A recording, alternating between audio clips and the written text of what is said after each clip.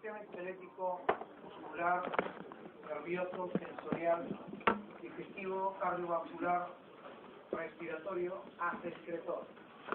Estos temas corresponden al segundo sumativo, semana 2 o sumativo 2, y la próxima semana cerramos con el sumativo 3, y después viene un seminario completo de todo el curso. Primero entra física, después química, después termino yo el curso total del curso de biología y anatomía humana. ¿Ya? Entonces, vamos a empezar con el sistema esquelético. El sistema esquelético humano de una persona adulta, el número de huesos es 206 huesos. Las funciones que tiene el sistema esqueletal humano es la de protección, sostén, reserva mineral, función hematopoyética, o sea, en los extremos de los huesos se generan los elementos sanguíneos. También desde el punto de vista de la locomoción constituyen los órganos pasivos del movimiento. Y por tener en el conducto medular médula ósea amarilla, entonces el tejido adiposo se puede degradar para obtener energía. Entonces, otra función del sistema esqueletal tendría que ser la función de almacén de energía. Entonces, repito, que ya ha sido pregunta de ordinario, son funciones del sistema esquelético humano: protección, sostén, reserva mineral, hematopoyética, órgano pasivo del movimiento y almacén de energía. El sistema esqueletal humano está constituido por 206 huesos, divididos en cabeza ósea, columna vertebral y tórax, que van a constituir el esqueleto axial, que está formado por 80 huesos, y el esqueleto apendicular 126 huesos. Las extremidades superiores compiten o hacen 64 huesos, y las extremidades inferiores vamos a contabilizar 62 huesos. Así ya están contabilizados. ¿Ya? Bien, paso a la siguiente. Aquí es otra manera de presentar cómo interpretamos al sistema esquelético humano. Paso a la siguiente. Bien, se decide la reserva mineral, la protección, pero lo interesante es primero situarnos en cabeza ósea, columna vertebral y el tórax, que me conforman el esqueleto axial, y las extremidades superiores e inferiores que van a conformar las extremidades inferiores. Bien, ahí al ojo, ¿con qué hueso se articula el húmero? Es un hueso largo el húmero, que se va a articular por la epífisis distal con el radio y la ulna, y con el epífisis proximal se articularía con el hueso escápula.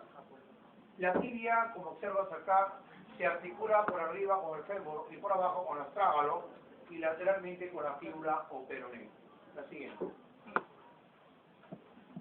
Ahí tienes un esquema más claro para poder interpretar las articulaciones. Estás viendo acá el hueso escapular, estás viendo la cabeza del húmero. Entonces el húmero se articula con escápula, con el cúbito ulna y con el radio. Pero estás viendo que también la escápula se articula con la clavícula y con el hueso humeral. La cavidad pelviana lo conforman el sacro y el coxis, y luego hueso coxal. ¿Ya? Es un hueso innominado, el hueso coxal o el pubis, que le llaman. Tienes el trocánter mayor, trocánter menor del hueso femoral. Tiene la tibia, tiene la fíbula o peroné, la tibia de posición medial a la pierna, la fíbula peroné de posición lateral. Tienes en el hueso coxal en los agujeros obturatriz, la espina asiática, escotadura asiática mayor, menor, tienes la región del pubis. Por acá tienes el sacro, que se articula con los huesos lumbares, correcto, las vértebras lumbares, que son 5 vértebras lumbares. El sacro tiene 5 vértebras soldadas, pero forma un solo hueso, el hueso sacro. Este por la parte posterior, para poder observar que el hueso occipital se articula con la primera vértebra, que vendría a ser el atlas. El atlas se articula por arriba con el occipital y por abajo con el axis. Está viendo también en la región de la mano, que comprende la región del carpo, antiguamente llamada la muñeca. Ahí encontramos dos filas de huesos, la fila proximal y la fila distal.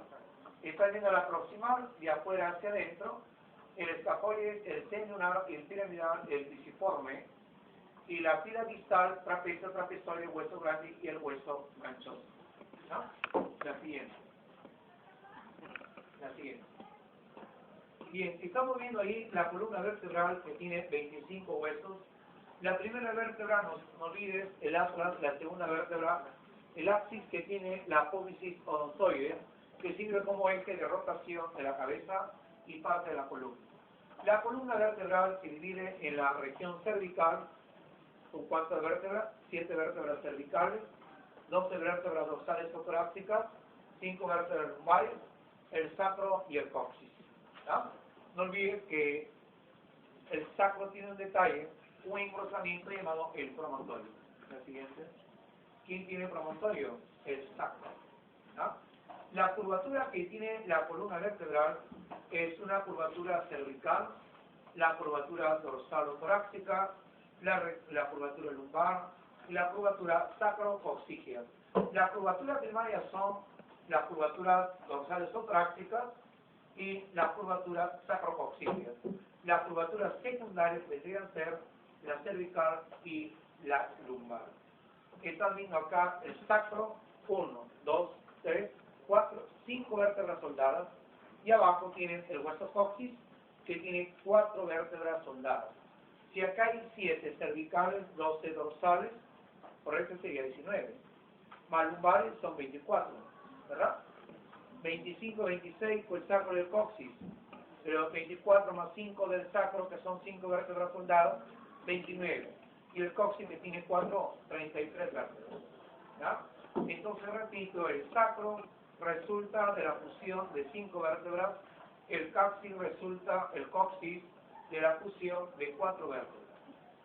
El detalle anatómico de una vértebra cervical, el agujero vertebral tiene una forma triangular y de forma isocélica, ¿correcto? Y tiene apófisis transversa bifurcada. ¿Y quién tiene el tubérculo extrasternal? La sexta vértebra cervical. ¿Ah? La siguiente. La siguiente. Pasada. La articulación que establece, tienes acá los cuerpos vertebrales. Mira que entre vértebra y vértebra a nivel de cuerpo que encontramos el disco intervertebral. Las malas posiciones nos llevan a un desgaste del disco intervertebral, que en la parte central está el núcleo pulposo y acá tienes el anillo fibroso. Las malas posiciones hacen que se desgaste el anillo y ese núcleo pulposo salga y presione a un nervio. Y esa presión del nervio va a producir dolor. Entonces, de repente hay personas que se quejan del dolor de columna vertebral. No olviden que por acá, por los agujeros vertebrales pasa la médula espinal. Tendría que hacer una cirugía, una corrección de los discos intervertebrales. Y se podría llevar también la médula espinal. Se puede quedar hemipléjico o parapléjico. Bien, la siguiente. La cabeza ósea tiene aproximadamente 22 huesos, 8 en el cráneo, 14 en la cara. Estamos viendo del cráneo la bóveda craneana, los huesos pares como son los huesos parietales y los huesos temporales. Y los huesos impares tienes acá el hueso frontal, el hueso occipital, el hueso esfenoide y por el que es el hueso que se articula con todo lo de la base del cráneo y la parte interna que vendría a ser los huesos nasales. ¿Ya? Entonces estamos viendo acá la articulación, este es el hueso temporal, tiene la porción escamosa, la porción mastoidea y la porción petrosa. Mira que en la porción petrosa sale la apófisis estiloide y la porción petrosa estaríamos viendo la fosita del ganglio de Gasser, el quinto par craneal, en la porción petrosa. Mírame que el hueso que se articula con la medilla de la cara vendría a ser el hueso maxilar. Mírame quién conforma y lanza la calavera, la apófisis cigomática del hueso temporal y el hueso cigomático. Mírame cómo se articula el temporal con la mandíbula a partir del cóndilo del hueso mandibular que se articula o es un hueso móvil de la cara, ¿correcto? Y en otro. Tienes acá los huesos nasales, los maxilares, los cigomáticos en la parte interna debe estar el huesito más pequeño de la cara, que viene a ser el lumbis o lágrima. Repito, ¿cuál es el hueso que tiene la forma de murciélago con las alas extendidas? El hueso esfenoide. Como ves, se articula con el cigomático, con el frontal, con el temporal, con el parietal, con el hueso esmoidal. Se articula con todo lo de la base del cráneo. ¿Ya? ¿Cuál es el hueso móvil de la cara? La mandíbula. ¿Basta? Ahí tienes cómo se desueldan los huesos para poderlo interpretar. Mírame el hueso temporal, la apófisis vestibular y la porción mastoidea, el hueso frontal, la apófisis ascendente del hueso maxilar. Acá debe haber un seno paranasal, el antro de Himuro o seno maxilar. Mírame la apófisis coronoide de la mandíbula, la escotadura sigmoidea del hueso mandibular, el cuerpo de la mandíbula, la rama ascendente de la mandíbula, el hueso frontal, los nasales. Pasa la siguiente. Bien, esto es para ver claramente lo que es fosa nasal. Están viendo acá la lámina perpendicular. Reiniciar más tarde. Estamos viendo acá la lámina perpendicular del hueso esmoides con el hueso gómer, me forman el tabique nasal. Están viendo acá cornetes. Correcto, puede ser el cornete medio, el cornete inferior, más arriba debe estar el cornete superior. ¿Ah?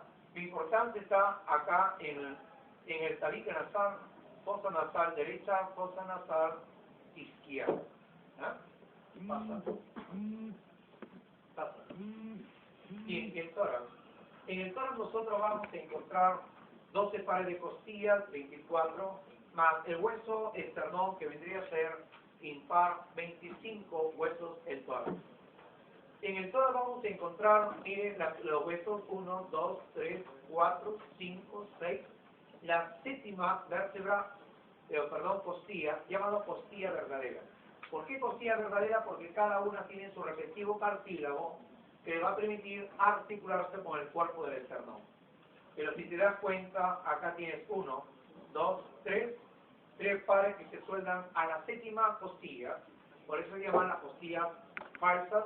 Y mira acá, uno y el otro, 2 costillas flotantes. ¿Correcto? Las costillas flotantes. Bien, otra cosita, ¿cuál es el hueso que tiene la forma de un puñal de gladiador? El esternón. Tienes el manubrio, como puedes darte cuenta, el manubrio se articula ¿con quién? Con la primera costilla, con la segunda costilla. Pero aquí me falta un detalle, que aquí falta la clavícula, ¿ya? Y a nivel del manubrio. ¿Ya? Bien, pasa. Acá para que lo veas tan claramente, cuenta si quieres, 1, 2, 3, 4, 5, 6, séptima costilla verdadera, 1, 2, 3 pares de costillas falsas, y tiene por acá 1, 2, las costillas flotantes. ¿Ya? Y mira que las costillas, el cuerpo viene por la parte posterior articulándose ¿con quién? Con las vértebras dorsales o torácicas. La siguiente. Para verlo mejor, cartílago hialino, la costilla hacia el esternón a través del cartílago hialino. La siguiente. Pero para que veas cómo el esternón encajan allí el paquete muscular, mire, por acá tienes el manubrio del esternón, la costilla, ¿correcto? ¿Ya? Acá debe estar el músculo recto mayor del abdomen, los intercostales externos que participan en la inspiración. Fíjate bien, ¿verdad? Esto se llama la horquilla external. ¿Ya? Y mira qué vaso está saliendo acá. La arteria aorta. ¿Ya? La aorta. Bien, pasa. Ahí está bonito este esquema, manubrio, cuerpo y apófisis hipoide. La siguiente. Para que veas el cinturón escapular, tiene con forma de cinturón escapular la escápula o antiguamente llamado omóplato con el hueso humeral. La siguiente. ¿Pueden retrocederlo, por favor? ¿Cuál es la primera vértebra? La segunda vértebra. Vértebra cervical. La siguiente. Te decía, en la región del carpo, como veis, son huesos de la mano. estás viendo acá la ulna o cúbito, apófisis estiloide de la ulna o cúbito y el radio. Date cuenta que el radio, míralo bien, se va a articular con el escafoide, el semilunar y el piramidal. ¿Ya? Entonces decimos escafoide, semilunar, piramidal y el pisiforme. En la fila distal, trapecio, trapezoide, hueso grande y el hueso ganchoso. Como ves, hay 8 huesos en el carpo y de la otra mano 8 más, 16 huesos a nivel del carpo. En la región del metacarpo, 1, 2, 3, 4, 5 huesos metacarpianos, en la otra mano serían 10 huesos metacarpianos. Cada dedo usted va a encontrar 3 falanges, excepto el dedo gordo, el 2 pulgar que tiene 2 falanges. Entonces son 5 dedos por 3, 15, menos 1, 14, 14 de la otra mano, 28 huesos a nivel de las falanges, de los dedos. ¿Ya? Bien, pasa.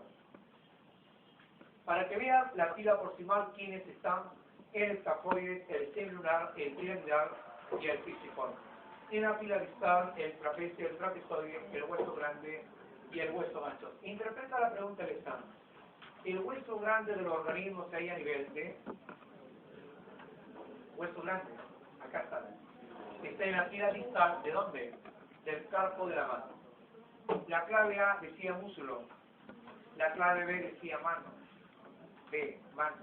Te están preguntando el hueso grande del organismo si hay a nivel de mano.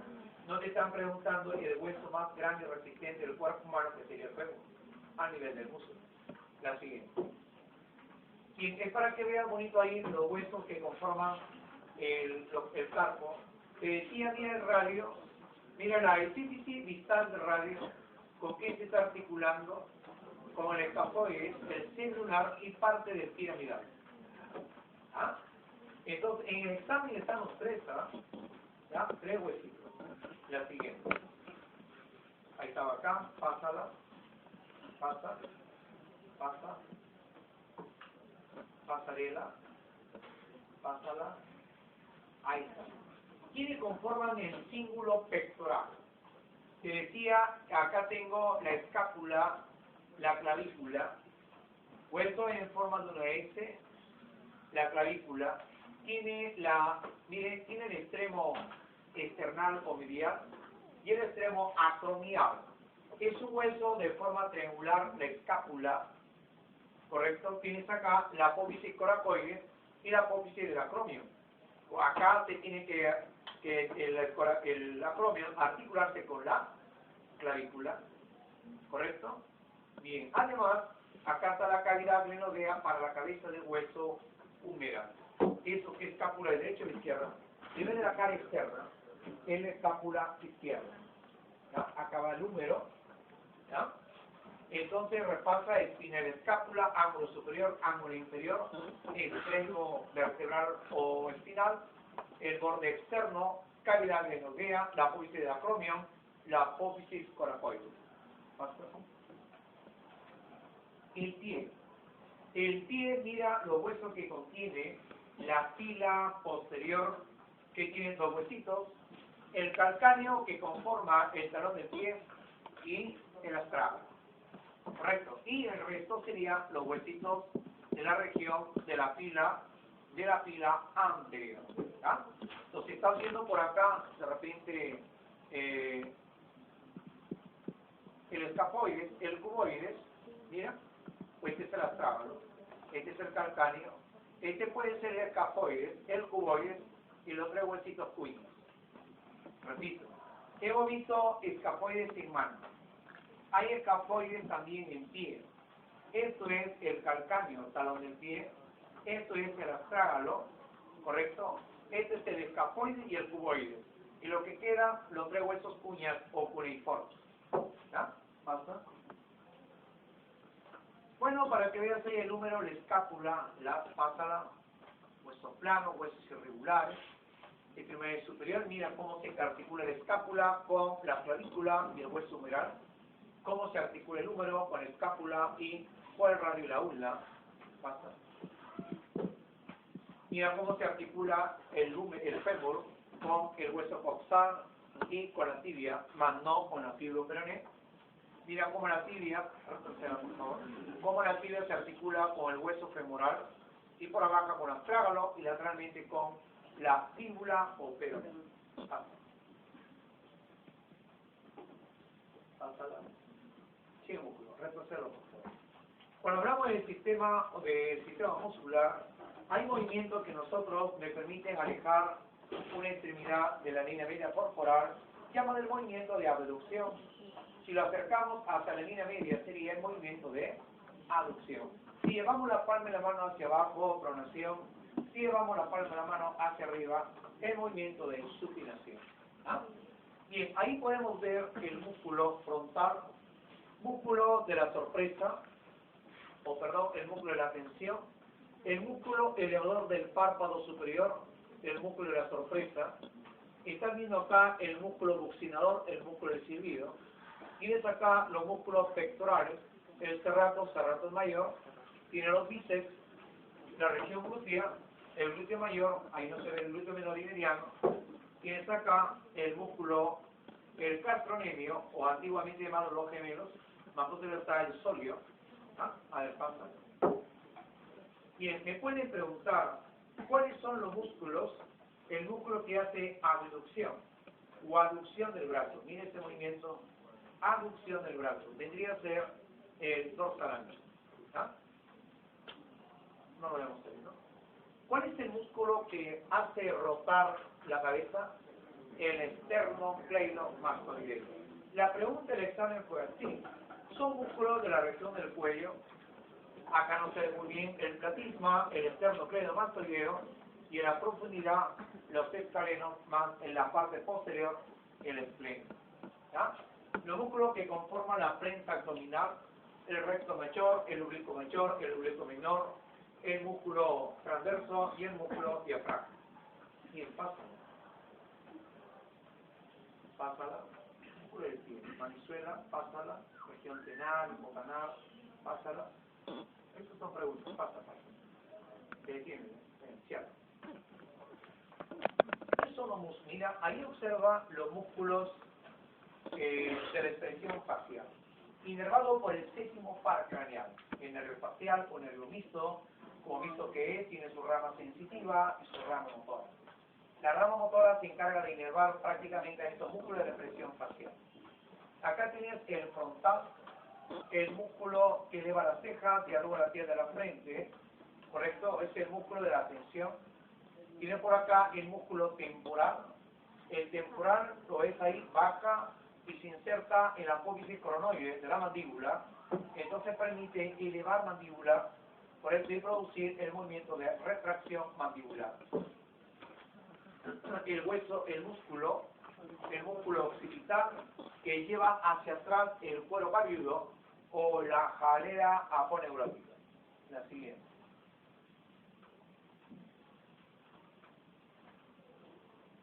El orbicular de los párpados, lo estás viendo ahí, el músculo del niño, hace bien. Hay otro músculo, el supraciliar, que frunce el ceño, ¿correcto? Pasa. Miren, acá se ve claramente el orbicular de los párpados. Si este es el temporal que lleva hacia arriba las cejas, hay un músculo antagónico, ¿verdad? Que es el músculo piramidal. El músculo que lleva las alas de la nariz. Miren, pásalo. El orbicular de los labios, el cigomático mayor, cigomático menor. Pásalo. El músculo macetero. Mira dónde está insertado, justamente en la rama inferior de la mandíbula y en la apófisis o en el arco cigomático. Mira, ahí se inserta. Entonces, cuando se contrae, la mandíbula va hacia arriba, lo lateraliza el movimiento, lateraliza y construye mandíbula. El músculo macetero, al igual que los músculos pterygoideos, el pterygoideo medial o el pterygoideo lateral, eleva mandíbula, lateraliza la mandíbula y la protruye. Protrucción significa llevar hacia adelante la mandíbula. ¿Ah? La siguiente. Capa. La siguiente. Pasa allá. quizá lo dibujo, ¿no? En los músculos del hombro nosotros vamos a encontrar el supraespinoso, correcto, el infraespinoso.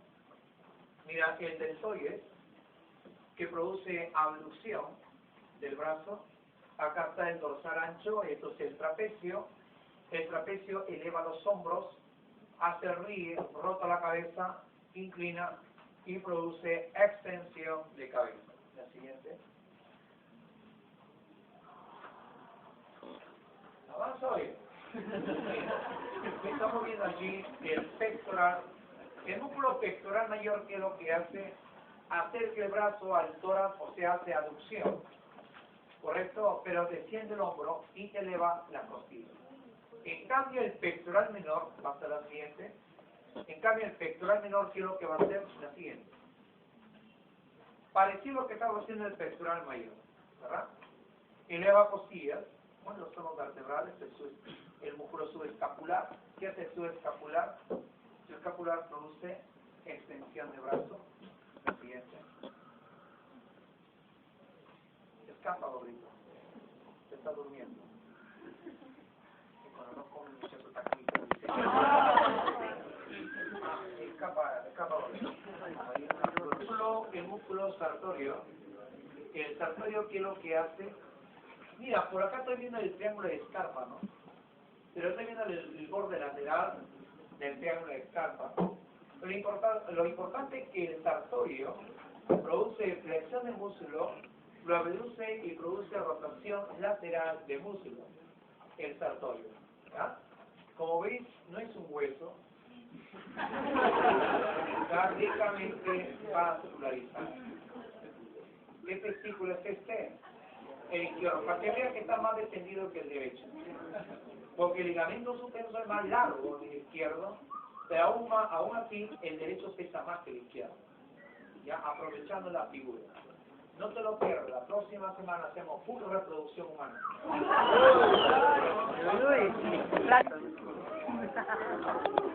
Pasa. Músculo pectina, parte interna. Pasa. Y escapa mejor volver. Días del sistema nervioso humano, decimos que deriva de una capa embrionaria llamado el ectodermo. Pero aparecen vesículas cerebrales, chicos. Aparece el telencéfalo, cerebro inferior, el diencéfalo o cerebro intermedio, el mesencéfalo, cerebro medio, el metencéfalo, cerebro posterior, el mielencéfalo, cerebro terminal. ¿Correcto? Ahora, ¿cuál es la medida del examen? Son estructuras que derivan del diencéfalo. Fue pregunta del examen. Y vamos a ver una figurita que el diencéfalo se encarga de designar la glándula maestra o cerebro endocrino, la hipófisis, el hipotálamo, el tálamo, el tercer ventrículo y la glándula pineal o epitálamo. 3 o 4 estructuras derivan del diencéfalo. Y el otro con estructuras que derivan del mesencéfalo o cerebro medio, va a originar los pedúnculos cerebrales, el acueducto silvio y los tubérculos cuadrigémenos. Fue pregunta para el área de letras. Son estructuras que derivan del mesencéfalo. Ahora, gánate, cuando hablamos del sistema nervioso periférico, nos estamos refiriendo a nervios craneales, que son 12 pares, nervios raquídeos, que son 31 pares. Y cuando nos referimos al sistema nervioso de la vida vegetativo o el sistema nervioso vegetativo, nos estamos refiriendo a simpático, parasimpático y al sistema nervioso íntegro. El plexo nervioso submucoso de Meissner, tira su casita acá, por favor. Gracias, gordito. Bien. La siguiente. Bien. El sistema nervioso central está protegido por tejido conectivo llamado la meninge. La meninge superior se llama la dura madre o paquimeninge y el resto sería la leptomeninge, representado por la aracnoides y la pía madre. La que tiene contacto con el sistema nervioso tendría que ser la pía madre. Más adelante vamos a ver que esta pía madre se llega a imaginar para formar los plexos coroideos y así formar el líquido cefalorraquídeo. Cuidado con esta maldita bacteria, que te puede causar estreptococo neumonía, que te puede causar meningitis. ¿Ya? La meningitis es inflamación de meninges y ataca principalmente a la pía madre. Pero entre la pía madre, que usted ve acá, esta membranita, y la aracnoides, hay un espacio, mire acá, se llama el espacio subaracnoideo, que está cargado de líquido cefalorraquídeo. ¿Qué dicho que cabe? ¿Puedo traerla, por favor? Creo que me ha pasado una lámina, una figura. Ay. No es así porque está secuenciado, ¿ya? Te decía, cuando nosotros hablamos del sistema nervioso de la vía de relación, nos estamos refiriendo al sistema nervioso central y al sistema nervioso periférico. El central está formado por encéfalo y médula espinal. El encéfalo, ¿qué comprende? El encéfalo comprende, profesor, cerebro, comprende diencéfalo, comprende mesencéfalo, el romboencéfalo, o sea, rombocéfalo que comprende el metencéfalo y el mielencéfalo. ¿Ya? ¿Quiénes forman el tronco o tallo cerebral? El mesencéfalo, el bulbo raquídeo y la protuberancia anular. Y el sistema nervioso periférico, ¿quiénes conforman? Los nervios craneales y los nervios raquídeos. ¿Ya? La siguiente. Y te decía, la médula espinal se extiende desde el agujero magno o de la primera articulación occipito-acroidea hasta la L1 a la L2. Correcto, tiene una longitud aproximadamente de 42 a 45 centímetros con un peso de 26 a 30 gramos. Eso nunca te va a venir. ¿Pero qué viene, profe? Primero obsérvame que este es un corte transversal de médula. La parte central es la sustancia gris. Mira el conducto del espéndimo, por ahí transita el líquido cefalorraquídeo. Esto deben ser las astas anteriores y las astas posteriores. Y lo de acá, mira, lo de acá serían las astas laterales con función vegetativa, las astas anteriores con función motora, las astas posteriores con función sensitiva, la comisura gris, que está allí en el conducto del espéndimo. Esta fue pregunta de examen. Si tú te das cuenta, la sustancia gris tiene disposición central. En cambio, la sustancia blanca tiene disposición periférica. ¿Ah? La pregunta, ¿cuál fue? El excepto. Decía que el conducto del espéndimo se encuentra atravesando las astas anteriores de la médula espinal. Este es el conducto del espéndimo, ¿Lo veis? Eso es. ¿A quién está atravesando? A la comisura gris. No, a las astas anteriores de la médula espinal. La siguiente. Una de las funciones es, como centro nervioso, constituye el centro de los axos reflejos. Mira acá, tienes acá un estímulo, va a caer sobre el tendón de este músculo, debe ser el músculo cuádriceps. Al toque se manda la información a la médula espinal, ingresa por las astas posteriores, astas anteriores, y se va a enviar una respuesta a ese músculo que la va a hacer contraer hacia adelante. Eso no lo puedes gobernar. Te permite evaluar cómo está el centro nervioso. Si a ti te golpea el neurocirujano en la articulación de la rodilla y no hay una respuesta que es la extensión de la pierna, algo está pasando con tu médula espinal, que no responde a un estímulo.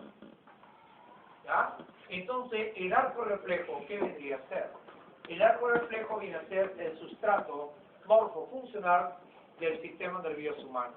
El arco reflejo viene a ser el camino del impulso nervioso desde el receptor hasta el órgano efector. Hay un estímulo, hay un receptor, hay una neurona sensitiva, una neurona de asociación, una neurona motora, hacia un órgano efector, que en este caso vendría a ser un músculo, o bien puede ser una glándula. ¿Ya? La siguiente. Uy, acá está chévere. Y mire, acepta ahí en la página. No, ahí en la multimedia. Cachaco, la sustancia gris central, la sustancia blanca periférica. ¿Correcto? Están viendo cómo el pulpejo del dedo recibe la estimulación, cómo las terminaciones nerviosas transforman ese estímulo mecánico en un impulso nervioso que viaja a través de la neurona sensitiva, mira dónde está su soma, en el ganglio raquídeo, hace sinapsis con una neurona de asociación, hacia una neurona motora, mira ahora cómo sale la información, hacia la inervación del músculo, que va a producir su flexión, para alejarse de la zona de lesión. Ese viaje que hemos hecho se llama arco reflejo. La respuesta de retirada se llama acto reflejo. La respuesta involuntaria, altamente específica e inmediata, frente a un determinado estímulo. ¿Será importante los reflejos para el humano?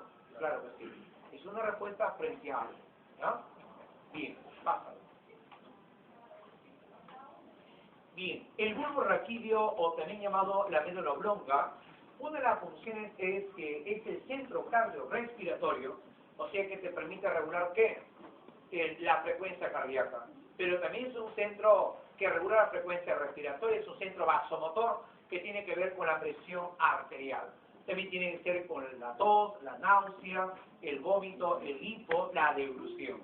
¿Cuál viene el examen? Es el centro cardiorrespiratorio y vasomotor, la médula oblonga o bulbo raquídeo. Cuando hablamos del puente de Broglie o protuberancia anular, este deriva ¿de dónde? Del mesencéfalo. Esta estructura se encarga de ser el centro neumotáxico y amniótico. O sea, colabora con el control respiratorio con el bulbo raquídeo. ¿Qué pares craneales se desprenden a nivel del puente? Quinto, sexto, séptimo y el octavo par craneal. ¿Correcto? Ahí están los pares craneales que se desprenden del puente. Pásame la siguiente. Cuando hablamos del mesencéfalo, te decía que el mesencéfalo o cerebro medio se encarga de originar los pedúnculos cerebrales, los tubérculos cuadrigéminos y el acueducto silvio. Ahí vas a encontrar la sustancia negra, el locus niger, la sustancia roja que se encarga de la tonicidad muscular y del control de los movimientos involuntarios. El colículo superior, reflejos visuales, el colículo inferior, los reflejos auditivos. Los pares craneales que se desprenden a nivel mesencefálico, el tercer, el oculomotor, y el patítico troclear, el cuarto par craneal. Mesencéfalo, ¿correcto? Oye, ¿y el diencéfalo, profe? El diencéfalo hay que ver el tálamo. ¿Qué es lo que hace el tálamo? El tálamo es un centro intermediario óptico auditivo. Es el centro de relevo de todas las vías sensitivas, excepto la olfativa. Todas las vías sensitivas ingresan por el tálamo. El tálamo va a filtrar información y lo va a mandar hacia un área cerebral. Centro de relevo de las vías sensitivas, el tálamo.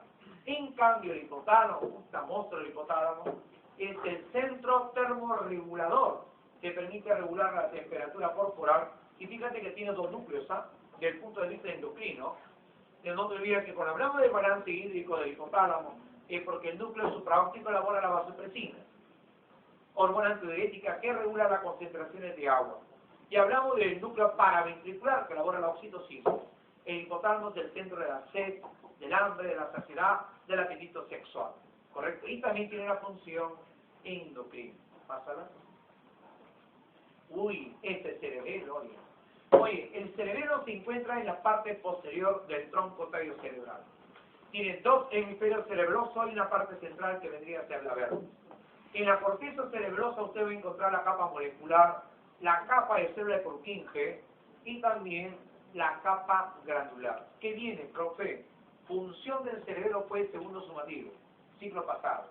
Función del equilibrio postural corporal, se encarga de los movimientos voluntarios finos y de regular la tonicidad muscular. ¿Correcto? La siguiente. Oye, el cerebro, pasa a la siguiente. Ahí tienes el tronco o tallo cerebral que lo conforman ¿quién, profe? Está viendo acá el mesencéfalo, ¿correcto? Está viendo el puente, está viendo el bulbo raquídeo. Esto es el cerebelo. Si te das cuenta, el cerebelo mira la parte periférica de acá. Usted lo que ve acá de amarillito se le llama sustancia blanca. Adopta la forma de la rama de un árbol. Por eso se le llama árbol de la vida. En cambio, la parte periférica debe ser gris. Se llama la sustancia gris del cerebelo o corteza cerebelosa. Ahí voy a encontrar núcleos acá en la parte central del cerebelo. Está el núcleo fasciculado del techo que va a encargarse del equilibrio y postura corporal. Está el núcleo dentado que conforma el neocerebelo, el control de los movimientos voluntarios finos y los núcleos globosos y el hemoliforme que forman el paleocerebelo que se encarga de regular la tonicidad muscular. Pasa la siguiente. Ah, a ver, el sistema nervioso periférico comprende nervios craneales y nervios raquídeos. ¿Cuántos pares de nervios raquídeos hay? Hay 31 pares de nervios raquídeos, ¿verdad? 8, 12, 5, 5, 1. ¿Y cuántos pares de nervios craneales? 12 pares, ¿correcto? Bien. Vamos a ver. ¿Qué me viene, profe? Los pares craneales, primer par craneal se llama olfatorio. Se origina a nivel de la mucosa olfativa, ¿correcto? El primer par craneal se origina en fosa nasal, en la pituitaria superior. El segundo par craneal sensitivo también, que se origina a nivel de la retina. Tercer, cuarto y sexto par craneal son pares craneales oculomotores. ¿Qué significa? Que el tercero, que se llama motor ocular común, motor ocular común o el oculomotor, el cuarto par craneal, el patítico troclear, y el sexto par craneal, llamado también el motor ocular externo o el atusen, se encargan de regular el movimiento de los globos oculares. Por ejemplo, el oblicuo externo o el atusen se encarga de inervar el recto lateral, el músculo recto lateral del globo ocular. ¿Ya? Bien. Profe, y si me preguntan por los pares craneales mixtos, entonces tiene usted acá el quinto par craneal, el trigémino, el séptimo par craneal, que es el facial, el noveno par craneal, el glosofaringeo, y el décimo par craneal, que vendría a ser el vago o neumogástrico. Si te preguntaran en el examen, son pares craneales que tienen fibra parasimpática.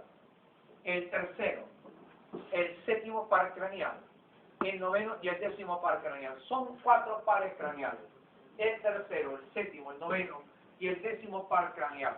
Pares craneales que contienen fibras parasimpáticas. Otra pregunta, mega huevis. Es un par craneal que contiene aproximadamente el 70% de la fibra parasimpática. Viene a ser el neumogástrico o el nervio vago. Pásame la siguiente. Ah, mírame ahí. Esto para que veas que del tronco caído cerebral se desprenden los pares craneales. Te decía, en el bulbo raquídeo, ¿qué pares craneales se desprenden? Desde el noveno hasta el 12º. Glosofaringeo, el décimo el vago, el espinal y el hipogloso. Se desprenden a nivel del bulbo raquídeo. Y las que se desprenden a nivel del puente o del surco bulbo protuberancial sería el quinto, sexto, séptimo y octavo par craneal. Quinto trigémino, motor ocular externo, el facial, el auditivo. ¿Ah? Oye muchachos, y acá también el mesencéfalo. ¿Qué par craneal se desprende allí? El tercero y el cuarto par craneal. El óculo, el motor ocular común o el oculomotor y el patítico o troclear. Esta figura es hermosísima porque te ve claramente cómo se desprenden los pares craneales a nivel del tronco o tallo cerebral. Mira el tronco o tallo cerebral, el bulbo raquídeo, el puente de Broglio, y lo de azul, el mesencéfalo. Pasa. Eso para que veas cómo el sistema nervioso simpático y el parasimpático, que tienen acciones antagónicas, como el simpático, cuyo neurotransmisor es la noradrenalina y que causa midriasis, aumenta el diámetro pupilar, aumenta la frecuencia cardíaca, produce una secreción viscosa de las glándulas salivales, sobre el pulmón produce broncodilatación y aumenta la frecuencia respiratoria, sobre el estómago disminuye el peristaltismo intestinal también, sobre la vejiga, sobre el músculo del extrusor de la vejiga, produce su relajación. Y lo que estabas esperando sobre el pene, el simpático produce eyaculación. ¿Qué diferente el parasimpático? O sea, que la para, ¿verdad? O sea, el parasimpático produce erección. ¿Ya? La siguiente. Ahí estos muchachos. ¡Qué mierda! Escapa. Escapa horrible. Entiendo una cosa. Cuando hablamos del globo ocular, dime, ¿cuál es el órgano blanco del ojo? Es el órgano blanco, la esclerótica. Aquí no se ve porque es transparente, es la córnea. Pero se ve de perfil la córnea, como si fuera una lente de contacto. Transparente. Pero, profe, estoy viendo esta bolita negra, que se llama el fondo del ojo. Lo que estás viendo es el fondo, la coroide, oscura. Profe, y el color de los ojos verdes le llaman la pigmentación del iris. Lo que usted está viendo acá es la pupila de negro, está viendo el iris, está viendo acá la esclerótica. La pregunta fue simple. ¿Es el blanco del ojo, la esclerótica? Determina el color de los ojos, el iris, regula la apertura y cierre de la pupila, los músculos del iris, músculos radiales y músculos esfincterianos, el esfínter del iris. ¿Ya? Bien, pasarela. Bien. A ver, ojete el dibujo. Pregunta, ¿qué tipo de lente es el cristalino? ¿Ya ha hecho usted óptica? Biconvexo. Biconvexo. ¿Ya? Cóncavo, acuérdate. Cóncavo, imagínate que lo agarras a un martillazo a tu viejo. Se hundió el martillo, ¿verdad? Comba. Está cóncavo. Con una comba. Pero si le agarras así nada más, puta media hora, está elevado, convexo. Longido, cóncavo, hacia arriba, convexo. ¿Ya? Entonces, como ves acá, está hacia afuera, hacia adentro, convexo. Es biconvexo. Otra cosita. El negro del ojo lo constituye la coroides, el blanco del ojo lo constituye la esclerótica, es la zona insensible a la luz, la papila óptica o punto ciego, y la zona de mayor agudeza visual, la mácula lútea, que adentro hay una hendidura llamada la fovea central. ¿Cuáles son los medios restringentes del globo ocular? La córnea, el humor acuoso, el cristalino y el humor vítreo. ¿Correcto? La siguiente. Bien, la sensación de audición. Mira, este es super web, pero solamente vamos a dedicarle al oído medio y al oído interno. Mira acá. Hay una estructura tubular, este es el oído medio. ¿Bien? Este es el oído medio. Pero mira, tiene relación anatómica con la faringe. Si usted tuviera infección de vías respiratorias alta que abarque faringe, cada vez que usted bosteza o degluta, se abre el orificio de la trompa de Eustaquio y las bacterias ascienden. Al ascender, infectan la mucosa que tapiza al oído medio, se va llenando cada vez más de pus y cada vez que estornuda tiene un dolor acá, en el oído. Cada vez que bosteza, un dolor en el oído. Estornudo, un dolor en el oído.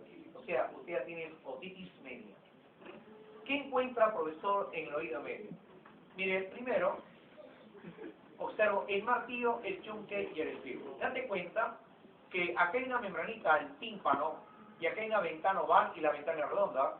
O sea que el oído medio se halla entre la membrana timpánica, o tímpano, y las ventanas oval y redonda. ¿Cuál es el músculo más pequeñito del cuerpo humano? El músculo estapédico, ¿correcto? ¿Ah? Bien, en cambio, esta es la porción petrosa del hueso temporal. Y allí voy a encontrar las estructuras del oído interno. ¿Sabes qué? Tienes el caracol, tienes el vestíbulo y tienes los conductos semicirculares. Aquí una cosa interesante. ¿Qué es el hueso? Mira, este es el hueso, ¿verdad? Esto es membranoso. Entre el hueso y el membranoso hay un líquido.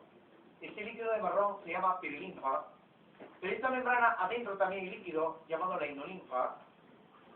¿Correcto? Entonces repito, conductos semicirculares, el vestíbulo y el caracolo cóclea. Y es en el caracolo cóclea donde voy a encontrar el órgano de Corti, que se encarga de la sensación de audición.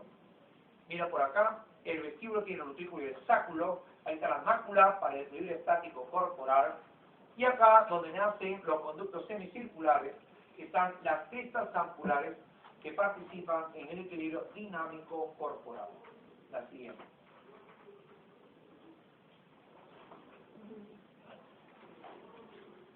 Bien. Lengüeteo. Mira, acá voy a encontrar, profesor, mira las papilas de mayor tamaño, las papilas falciformes, que son aproximadamente entre 8 a 12.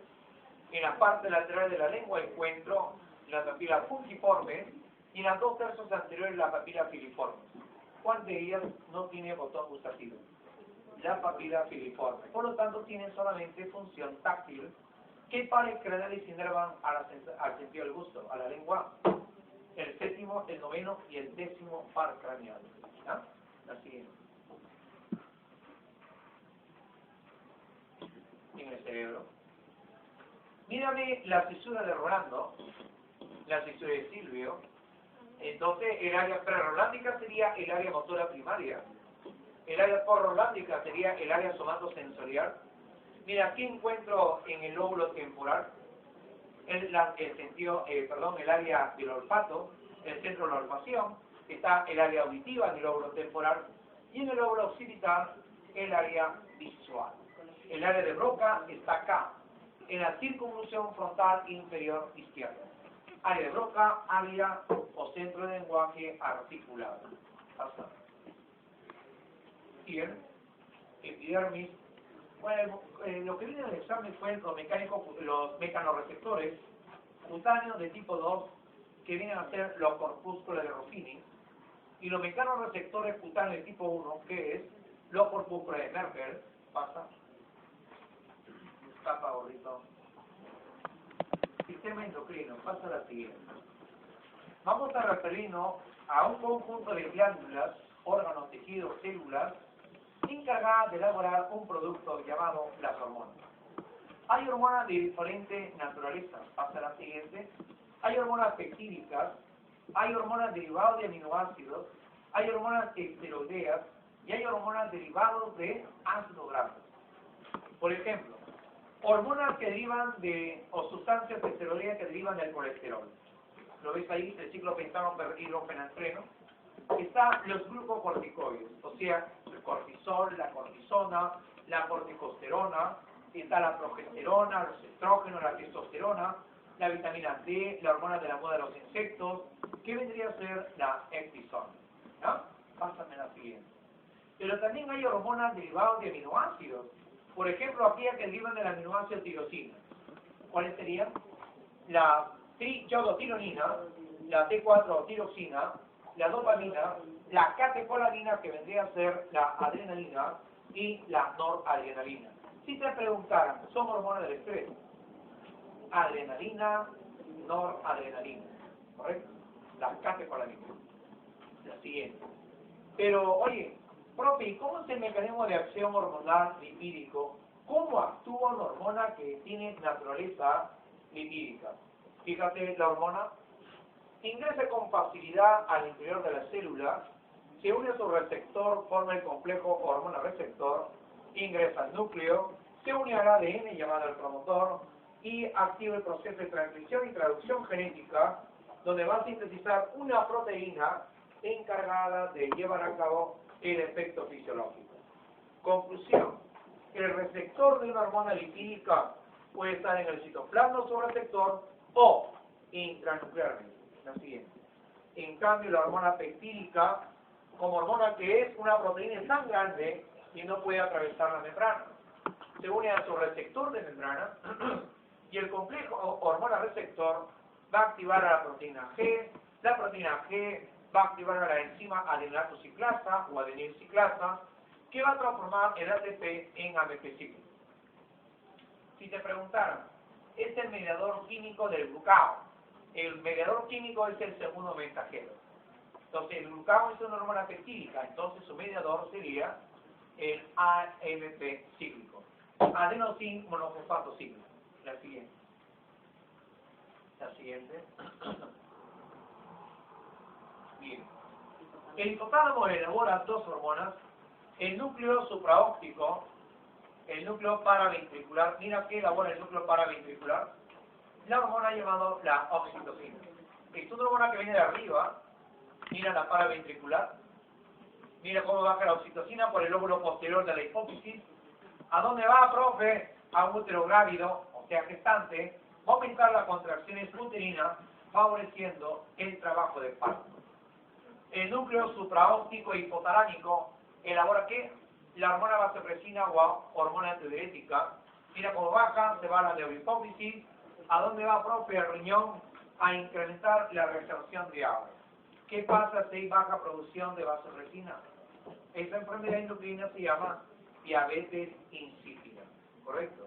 Y mira el resto, esto es la hipófisis, la adenohipófisis, tiene la neurohipófisis, tiene por acá el hipotálamo, mira cómo gobierna a la adenohipófisis, mira sus células, la célula basófila, que elabora la corticotropina, la tirotropina, la folículo estimulante, la luteinizante, y las células acidófilas que elaboran prolactina y la hormona del crecimiento.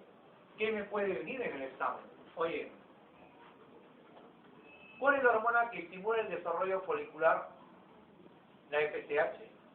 ¿Cuál es la hormona que estimula la ovulación? La LH. ¿Ya? ¿Cuál es la hormona que favorece la formación del cuerpo lúteo para que elabore progesterona? La LH. ¿Cuál es la hormona que estimula a la célula de Leydig para que se elabore estrógeno? Mira, ¿ves? La LH. ¿Cuál es la hormona que favorece la espermatogénesis? La FSH. Entonces, ¿cuáles son las hormonas gonadotróficas?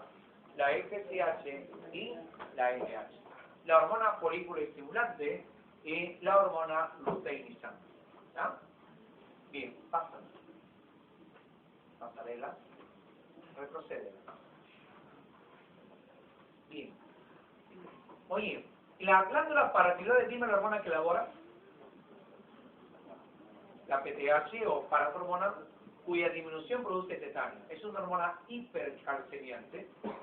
En la glándula tiroidea voy a encontrar células parafoliculares que elaboran la calcitonina de acción hipocalcemiante. ¿Correcto? Bien. El páncreas, las células alfa que elaboran el glucagón, que tiene acción hiperglicemiante. Las células beta que elaboran insulina de acción hipoglicemiante. La siguiente. Hablamos de las hormonas que elabora el hipotálamo. Mira, pásala. Tienes el hipotalamex. Este es el tallo hipofisiario, el lóbulo anterior a la hipófisis, el lóbulo posterior o neurohipófisis. Pasa. Mira cómo la glándula hipófisis se encarga de gobernar la funcionalidad de la glándula tiroides a través de la TSH, a las glándulas suprarrenales a través de la ACTH, mira, a través de la alcona, en este caso el testículo, a través de la FSH. La siguiente. Son hormonas hipotalámicas, activadoras o liberadoras. Pasa. Pásala. Retrocede, bolito. ¿Cómo se llama la hormona que elabora la glándula pineal? La melatonina. ¿Qué deriva del aminoácido llamado triptófano? La siguiente. El timo, ¿qué hormona se elabora? La timopoietina, la timolina, ¿correcto? Tiene que ver también con el sistema inmunitario al permitir la maduración de los linfocitos T. Inmunidad celular, el timo. Pásala. La hipófisis, pásala. Pasarela. Bien. Ahí vamos, pásala. Ahí está. Oye, las glándulas suprarrenales comprende la zona cortical y la zona medular. La médula suprarrenal elabora la catecolaminas, adrenalina o epinefrina, y la noradrenalina o norepinefrina. ¿Ah? Hormona del estrés. Acá tienes a la glándula tiroides, pasa a la siguiente. Vas a ver que en la tiroides, en las glándulas suprarrenales, la zona glomerular que elabora la zona glomerular, el mineralocorticoide llamado la aldosterona. Mírame la zona fascicular que elabora los glucocorticoides y la zona reticular que elabora andrógeno. Esto ya fue pregunta de examen. La disminución de aldosterona que causa la enfermedad de Addison, la hipersecreción, la enfermedad de Crohn, la hipersecreción de glucocorticoides que causa, ¿qué es lo que causa?